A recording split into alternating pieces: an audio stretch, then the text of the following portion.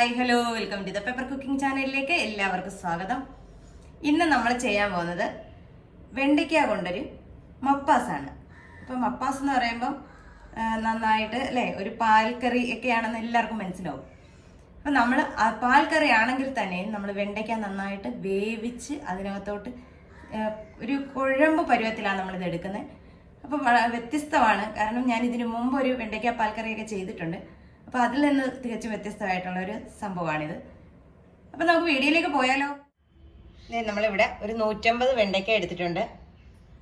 അതിലേക്ക് ഒരു ഇടത്തരം ഒരു സവോളയും കൂടെ ഞാൻ എടുത്തിട്ടുണ്ട്. നമുക്കിതൊന്ന് അരിഞ്ഞെടുക്കാം. വെണ്ടയ്ക്കയുടെ തുമ്പും വാലും ഒക്കെ ഒന്ന് കട്ട് ചെയ്തതിന് ശേഷം നമ്മൾ വെണ്ടയ്ക്ക തീയലിനൊക്കെ അരിഞ്ഞെടുക്കുന്ന കണക്ക് നമുക്കിതൊന്ന് അരിഞ്ഞെടുക്കാം. ഇരുന്ന് വെണ്ടയ്ക്കയാണെങ്കിൽ അത്രയും നല്ലത്. ഒരുപാട് മൂത്ത വെണ്ടയ്ക്ക ഇതിന് കൊള്ളത്തില്ല. അപ്പം ഞാനിതൊന്ന് അരിഞ്ഞെടുത്തിട്ട് വരട്ടെ. നമ്മുടെ വെണ്ടയ്ക്ക അരിഞ്ഞിട്ടുണ്ട്. അതുപോലെ തന്നെ സവോള നീളത്തിൽ അരിഞ്ഞ് വെച്ചിട്ടുണ്ട്. ഒരു പച്ചമുളക്, ഭയങ്കര എരിവായതുകൊണ്ടാണ് ഞാൻ ഈ ഒരെണ്ണം എടുത്തത്. ഒരെണ്ണം എടുത്താൽ തന്നെ നല്ല എരിവായി പച്ചമുളകിന്. അപ്പം ഇനി നമുക്ക് തുടങ്ങിയാലോ. നമ്മളൊരു ചട്ടി അടുപ്പത്ത് വെച്ച് കൊടുത്തിട്ടുണ്ട്. ഇതിലേക്ക് ആവശ്യമായ വെളിച്ചെണ്ണ ഒഴിച്ചു കൊടുക്കാം. ഒരു 2 ടേബിൾ സ്പൂൺ വെളിച്ചെണ്ണ.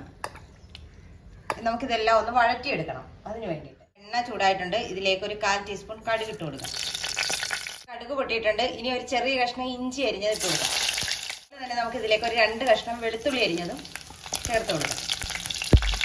ഇതിന് ശേഷം നമുക്ക് അരിഞ്ഞു വെച്ചിരിക്കുന്ന സവോളയും പച്ചമുളകും ഇട്ട് കൊടുക്കാം.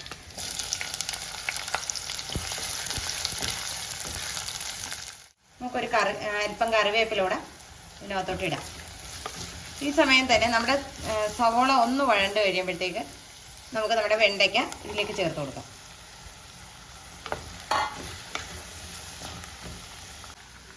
നമുക്ക് ഇതിലേക്ക് ഒരല്പം ഉപ്പ് ചേർത്ത് കൊടുക്കാം. ഉപ്പ് ചേർത്ത് വെണ്ടയ്ക്കയും സവോളയും നന്നായിട്ട് വഴണ്ട് വരണം. അതുവരെ നമുക്ക് ഒന്ന് ഉപ്പൊക്കെ ഇട്ട് ഇളക്കി മൂടി വയ്ക്കാം. നമ്മുടെ വെണ്ടയ്ക്കയും സവോളയൊക്കെ നന്നായിട്ട് വഴണ്ട് വന്നിട്ടുണ്ട്. ഇതുപോലെ നമ്മുടെ സവോള ചെറിയൊരു ഗോൾഡൻ കളറിലേക്ക് മാറുന്ന ആ ഒരു പരുവം ഈ സമയം വേണം നമുക്കിതിലേക്ക് ഒരു 1/4 ടീസ്പൂൺ മഞ്ഞൾപ്പൊടി. അതുപോലെ തന്നെ നമുക്കിതിലേക്ക് ഒരു 2 ടേബിൾ സ്പൂൺ മല്ലിപ്പൊടി. നമുക്കിത് രണ്ടും കൂടെ ഇതിലേക്ക് നന്നായിട്ടൊന്ന് മിക്സ് ചെയ്ത് ഇതിൻ്റെ പച്ച ചുവയൊന്ന് മാറ്റിയെടുക്കാം. നമ്മുടെ മല്ലിയുടെ പച്ച മണമൊക്കെ ഒന്ന് മാറിയിട്ടുണ്ട്.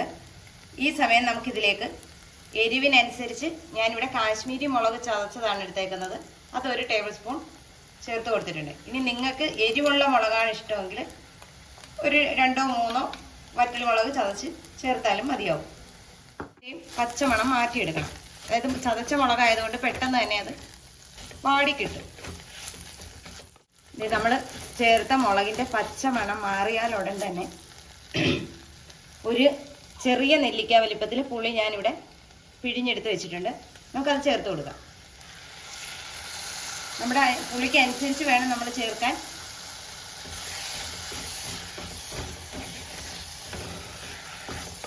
നമ്മുടെ ഈ പുളിയെല്ലാം നമ്മളെ ഈ വെണ്ടക്കയിലേക്ക് ഒന്ന് പിടിക്കണം.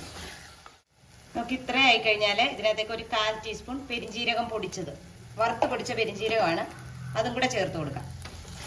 അപ്പം എല്ലാം കൂടെ ഇതേ ഒരു ഗ്രേവി പോലെ കുഴഞ്ഞ് കിട്ടും നമുക്ക്. ഞാനിവിടെ ഇച്ചിരി തേങ്ങാപ്പാൽ എടുത്ത് വെച്ചിട്ടുണ്ട്. ഇതെന്ന് പറഞ്ഞാൽ അരമുറി തേങ്ങ എടുത്തിട്ട് അതിലൊരു 3/4 ഗ്ലാസ് വെള്ളം ചേർത്ത് നന്നായിട്ട് അടിച്ചെടുത്താണ്. അതായത് 1-ാം പാലും അല്ല, എന്നാൽ 2-ാം പാലെന്ന് പറയാവോ അതുമല്ല. ഇച്ചിരി ഒരുപാട് കട്ടി കുറവല്ല, എന്നാൽ ഇച്ചിരി കട്ടി കൂടിയ പാല് തന്നെയാണ്. ഒത്തിരി ലൂസുമല്ല. നമ്മളിന്ന് തലപ്പാലെടുത്ത് അങ്ങനെ നിൽക്കേണ്ട കാര്യമില്ല. ഒന്നിച്ചങ്ങ് അടിച്ചെടുത്താൽ മതി. കണ്ടോ, നമ്മുടെ വെണ്ടയ്ക്കയും സവോളയും എല്ലാം നോക്കി ഇതുപോലെ കുഴഞ്ഞ പരുവത്തിലാണ് കിട്ടുന്നത്. നമുക്ക് ഇതിലേക്ക് നമ്മുടെ തേങ്ങാപ്പാൽ ചേർത്ത് കൊടുക്കാം.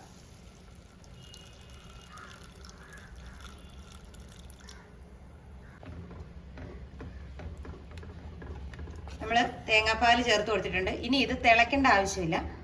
നമുക്ക് കുറച്ച് നേരം ഒന്ന് ഇളക്കി കൊടുക്കുമ്പോൾ തന്നെ ഇതിൻ്റെ ആ ഒരു ഫ്ലേവർ ഇതിനകത്ത് കിട്ടും. ഒന്ന് ചൂടായാൽ മാത്രം മതി. അപ്പോൾ അതേ നമ്മുടെ വെണ്ടയ്ക്ക മപ്പാസ് ഇവിടെ റെഡി ആയിട്ടുണ്ട്. അപ്പോൾ ഇതെല്ലാവരും ഒന്ന് ചെയ്ത് നോക്കണം. ഇതിൻ്റെ ടേസ്റ്റ് എന്ന് പറയുന്ന ഒരു വെറൈറ്റി ടേസ്റ്റാണ്. ചപ്പാത്തിയുടെ കൂടെ, ചോറിൻ്റെ കൂടെ, ഇനി ഇടിയപ്പത്തിൻ്റെ കൂടെയൊക്കെ ആണെങ്കിൽ നല്ലൊരു കിടിലൻ കോമ്പിനേഷനാണ്. അപ്പോൾ ഇതെല്ലാവരും ഒന്ന് ട്രൈ ചെയ്ത് നോക്കുക. വീഡിയോ ഇഷ്ടമായാൽ ലൈക്ക് ചെയ്യാനും ഷെയർ ചെയ്യാനും കമൻറ്റ് ചെയ്യാനും മറന്നു പോകരുത്.